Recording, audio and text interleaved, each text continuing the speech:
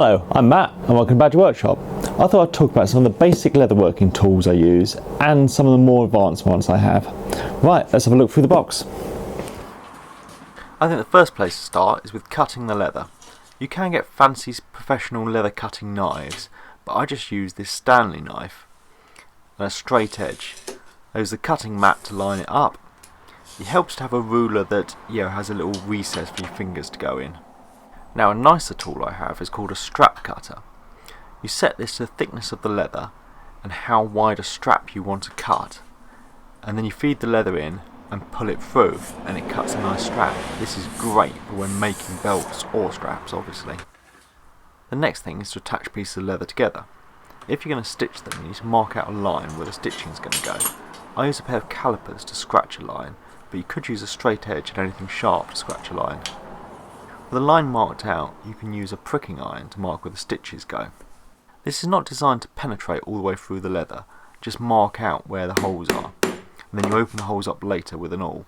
You can get different designs that do go all the way through the leather. I have that quite wide one, and then I also just have a two-prong one, which is really useful for going around corners.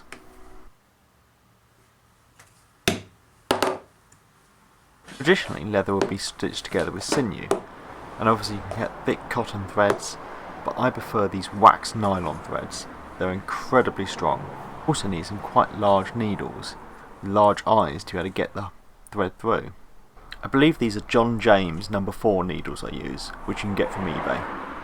I use this stitching pony to hold the leather together as I stitch.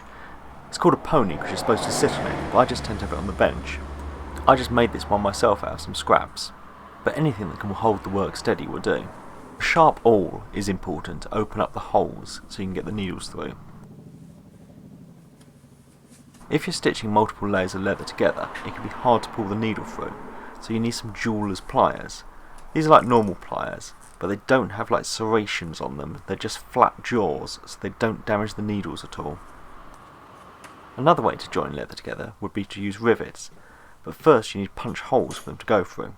I use this rotary punch the most, as it's the easiest and has the most sizes, but you're limited by the depth of the throat it has. If you want to punch a hole right in the middle of a large piece of leather, then you have to use these more traditional style punches.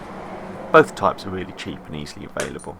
I have a rawhide mallet to use with these, but anything that isn't metal will work fine. Each type of fastening has its own tools. Those ones for copper rivets, these ones for snap fastenings, and then I have this that also does snap fastenings and you fit different tools on, which is a much nicer tool to use. There are many other punches, not just the ones to make holes. This is called a strap end punch. You can see it punches a nice end on a strap or a belt. This is called a pippin punch. It makes a little hole with a slot that slides over a brass stud like a button. You can just cut the leather and leave the edges like that, but quite often I like to bevel over the edges. So this is a nice wooden handled edge beveler. But I also got this smaller one that I just got from Amazon that was incredibly cheap from China, that does the job pretty much just as well.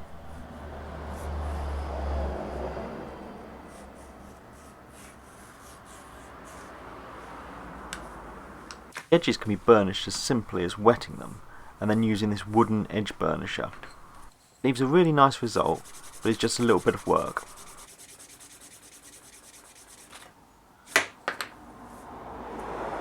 If you've seen any of my other leatherworking videos, you've probably seen my burnisher in the drill press. This is just discs of felt I've mounted in a mandrill, and this really speeds it up and leaves a great finish.